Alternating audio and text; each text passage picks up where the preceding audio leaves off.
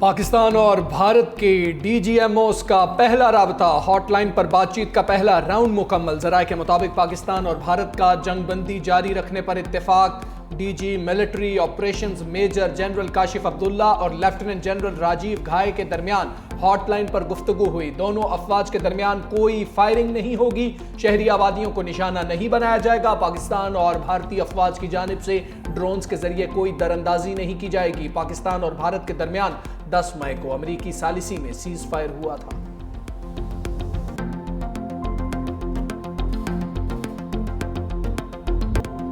الحمدللہ، پاک فوج نے عوام سے کیا وعدہ پورا کر دیا۔ آپریشن بنیان المرصوص کامیابی سے پایہ تکمیل کو پہنچا۔ آئی ایس پی آر کے مطابق پاک فوج نے معصوم شہریوں کی شہادت کا بدلہ لے لیا۔ صرف وہی اہداف نشانہ بنائے گئے جو پاکستان پر حملوں میں ملوث تھے۔ قوم کے حوصلے اور دعاؤں نے پاک فوج کو ناقابل شکست قوت دی۔ نوجوان سائبر محاذ کے سپاہی بن کر دشمن کے جھوٹ کا مقابلہ کرتے رہے۔ پاکستانی میڈیا بھارتی پروپیگنڈے کے خلاف سیسا پلائی دیوار بنا رہا۔ 22 اپریل سے 10 مئی تک پاک بھارت کشیدگی کو معرکہ حق کا نام دے دیا گیا۔ 6 سے 10 مئی تک کے آپریشنز بنیان المرصوص کا حصہ تھے۔ ملکی خود مختاری کو خطرہ لاحق ہوا تو جوابی رد عمل جامع اور فیصلہ کن ہوگا۔ وزیر اعظم کا ہر 10 مئی کو معرکہ حق منانے کا اعلان۔ پاکستان اور بھارت سے کہا، جنگ نہ روکی تو آپ سے تجارت نہیں کریں گے۔ امریکی صدر ڈونلڈ ٹرمپ نے پاک بھارت جنگ بندی کے پس پردہ حقائق بتا دیے۔ پریس کانفرنس میں کہا، امریکہ نے تجارت کے ذریعے جنگ رکوانے میں اہم کردار ادا کیا۔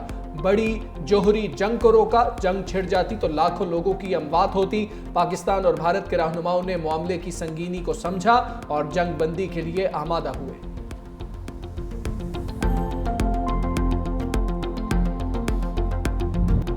آپریشن بنیان المرصوص، بھارتی وزیر اعظم پر کب کبھی طاری، دوران خطاب ہاتھ کانپتے رہے۔ نریندر مودی کے چہرے پر خوف اور مایوسی واضح نظر آئی۔ تقریر میں مودی کے ہاتھ کانپتے، زبان آگ اگلتی رہی۔ ایک بار پھر بے بنیاد الزامات عائد کر کے دھمکیاں دیتے رہے۔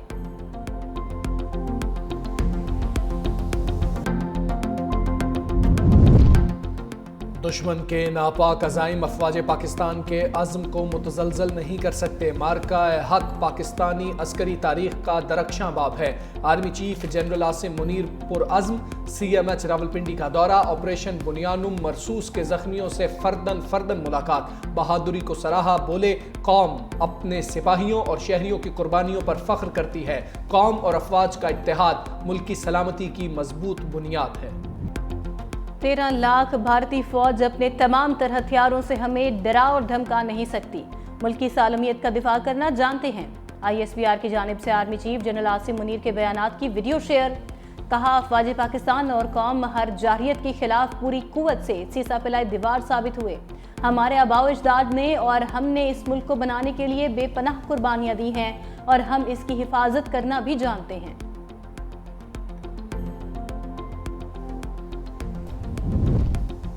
بھارت سے کن نکات پر بات ہوگی، خواجہ آصف نے بتا دیا۔ بولے، بھارت سے مذاکرات ہوئے تو پانی، دہشت گردی اور کشمیر پر بات ہوگی۔ مسئلہ کشمیر کے حل کے لیے بھارت اور پاکستان کے لیے یہ سنہری موقع ہے۔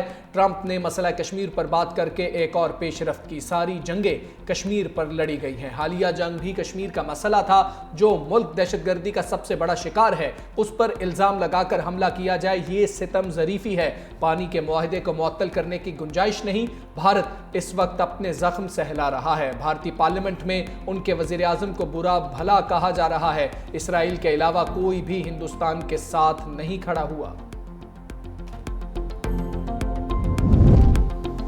وزیر خارجہ سفارتی محاذ پر متحرک، نائب وزیر اعظم سے سعودی سفیر نواف بن سعید کی ملاقات، بھارت سے سیز فائر کے بعد کی صورتحال پر گفتگو، اسحاق ڈار سے برطانوی سیکرٹری خارجہ کا بھی ٹیلی فونک رابطہ، ڈیوڈ لیمی نے خطے میں امن کے لیے پاکستان کی کوششوں کو سراہا، نائب وزیر اعظم سے آسٹریلوی وزیر خارجہ کا بھی ٹیلی فونک رابطہ، اسحاق ڈار نے کہا، یو این چارٹر کے مطابق اپنا دفاعی حق استعمال کیا، آسٹریلوی وزیر خارجہ کا معصوم شہریوں کی جانی زیاں سمیت جعفر ایکسپریس حملے پر دکھ کا اظہار۔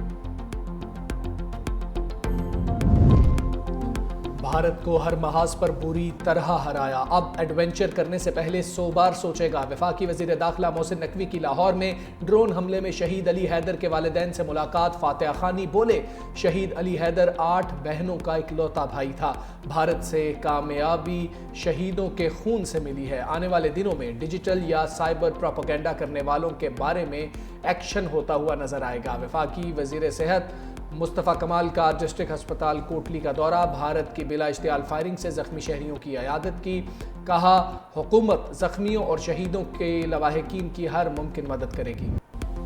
جنگ کے بعد پاکستان سٹاک مارکیٹ نے بھی فتح میزائل کی سپیڈ پکڑ لی، ٹریڈنگ کے دوران ایک ہی جھٹکے میں تمام نقصان پورا، 10,123 پوائنٹس کی لمبی چھلانگ، 100 انڈیکس 10 نفسیاتی حدوں کی بحالی کے بعد 1,17,000 کی سطح بھی پار کر گیا، مارکیٹ 1,17,297 پر بند۔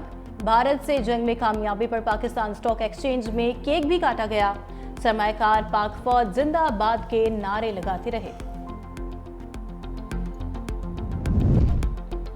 آپریشن بنیانو مرسوس نے حصص بازار میں بھی نئی روح پھونک دی، ملک میں سونے کی فی تولہ قیمت 10,400 روپے کی کمی، سونے کی فی تولہ قیمت 3,40,500 روپے ہو گئی، 10 گرام سونے کی قیمت بھی 8,917 روپے کم ہو کر 2,91,923 روپے پر آ گئی۔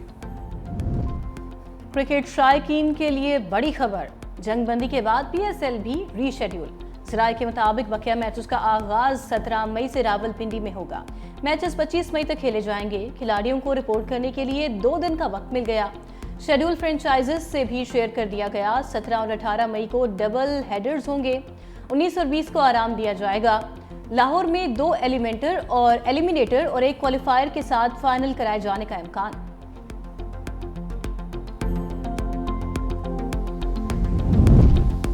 آپریشن بنیانو مرسوس کی شاندار کامیابی پر نان سٹاپ جشن، اسلام آباد، لاہور، کراچی اور مظفر آباد سمیت ملک بھر میں جشن فتح ریلیاں، پشاور میں گورنر فیصل کریم کنڈی کی قیادت میں ریلی، پاک فوج زندہ باد کے نعرے، جوانوں پر گلپاشی کی گئی، لاہور میں DG سپورٹس بورڈ پنجاب کی زیر اہتمام ریلی، سینکڑوں کھلاڑیوں کی شرکت، تاجر اور ٹرانسپورٹرز کی بھی ریلیاں، کراچی پریس کلب بھی پاکستان زندہ باد کے نعروں سے گونج اٹھا۔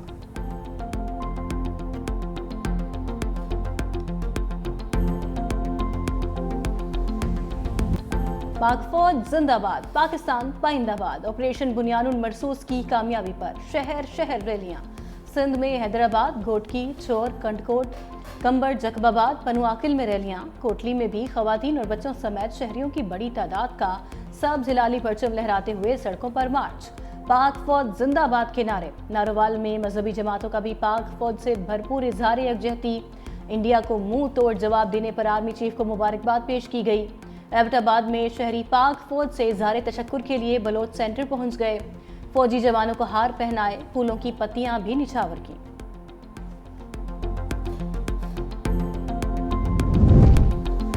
پاکستان مسئلہ کشمیر کو عالمی سطح پر اٹھانے میں کامیاب ہو گیا، مقبوضہ جموں و کشمیر کے کٹ پتلی وزیر اعلیٰ عمر عبداللہ کا بھی سفارتی محاذ پر پاکستان کی کامیابی کا اعتراف، بولے امریکہ کشمیر مسئلے پر نگران یا ثالثی کا کردار ادا کرنا چاہتا ہے، پاک بھارت جنگ کی وجہ سے بہت سی چیزیں بدل چکی، جنگ کے بعد ہم اب ایک ایسی جگہ پر کھڑے ہیں جو ہم نے سوچا بھی نہیں تھا، اب امریکہ بھی کشمیر تنازع حل کرنے میں دلچسپی لے رہا ہے۔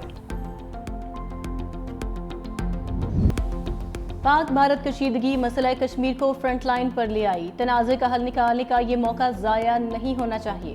حریت رہنما یاسین ملک کی اہلیہ مشال ملک کہتی ہیں، بھارت نے سنتھاس معاہدے پر آبی دہشت گردی کی، عالمی طاقتوں نے جنگ بندی میں اہم کردار ادا کیا، چین اور ایران نے پاکستان کا ساتھ دیا۔ مشال ملک کا بھارت سے حریت رہنماؤں کو رہا کرنے کا بھی مطالبہ۔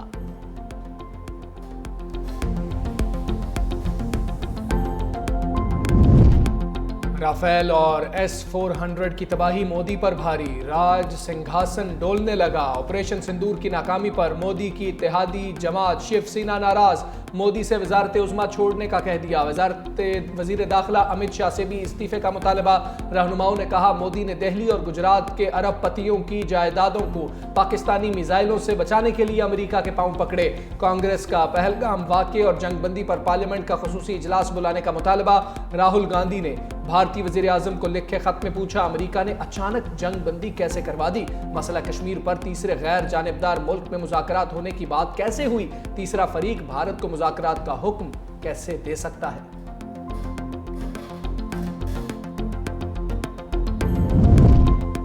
مودی جی اب پاکستان کے ساتھ پنگا لینے کا سوچنا بھی نہ۔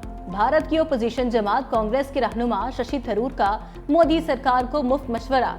بھارت کے سابق وزیر خارجہ نے پاک فوج کی طاقت کو تسلیم کرتے ہوئے کہا پاکستان کے پاس جدید ترین ہتھیار ہیں، مودی حکومت مزید کسی بھی مہم جوئی سے باز رہنا چاہیے۔ سابق بھارتی جنرل بھی پاک فوج کی صلاحیتوں کو مان گئے۔ بھارت کے سابق lieutenant general P R Shankar بولے جنگی ساز و سامان کا شاید اتنا اچھا استعمال چینی خود نہ کرتے جتنا پاک فوج نے کیا۔ پاکستان کا بھارت کے ساتھ کشیدگی پر IMF کو اعتماد میں لینے کا فیصلہ۔ سپر ٹیکس میں کمی پر بھی بات کی جائے گی۔ ذرائع کے مطابق سپر ٹیکس میں کمی نہ ہوئی تو سرمایہ کاری نکل کر دبئی جانے کا خدشہ ہے۔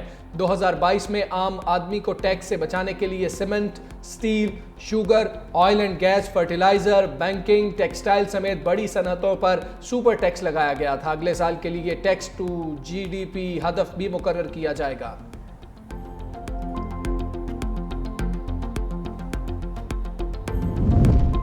اٹلی، امریکہ اور ایتھنز میں پاکستان کی فتح کا جشن منایا گیا۔ مراکش میں بھی پاکستان کی شاندار فتح کی گونج۔ دنیا بھر کے مایا ناز شیفز کا پاکستان کے ساتھ والہانہ محبت کا اظہار۔ اپنے پیغامات میں پاکستان زندہ باد کے نعرے لگائے، پاکستانی جھنڈے والے بیجز بھی لگائے۔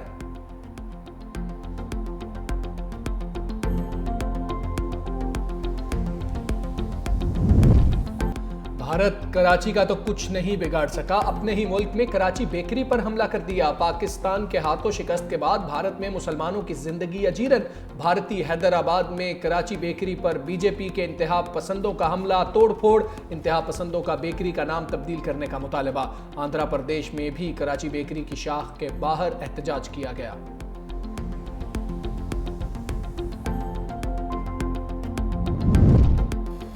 بھارتی جارحیت میں شہید ہونے والے پاکستانیوں کی قصور میں غائبانہ نماز جنازہ۔ اسپیکر پنجاب اسمبلی ملک محمد احمد خان، وفاقی وزیر مملکت ملک رشید احمد خان، MPA ملک سعید احمد خان، اعلیٰ فوجی افسران، مقامی انتظامیہ اور ہزاروں شہریوں کی شرکت۔ اسپیکر پنجاب اسمبلی ملک محمد احمد خان نے کہا قوم اپنے شہداء کو کبھی نہیں بھولے گی۔ پاکستان کی سلامتی اور بقا کے لیے قربانیاں دینے والے بہادر سپاہی قوم کے ہیرو ہیں۔ بچہ بچہ مسلح افواج کے شانہ بشانہ ہے۔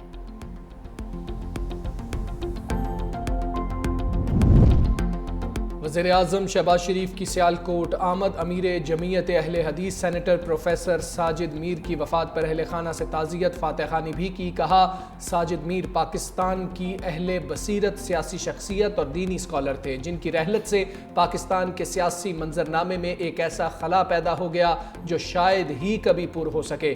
وزیر اعظم سابق MPA مرحوم چودھری ارشد وڑائچ کے گھر بھی گئے۔ اہل خانہ سے تعزیت، مرحوم کے لیے دعائے مغفرت اور اہل خانہ کے لیے صبر و استقامت کی دعا کی۔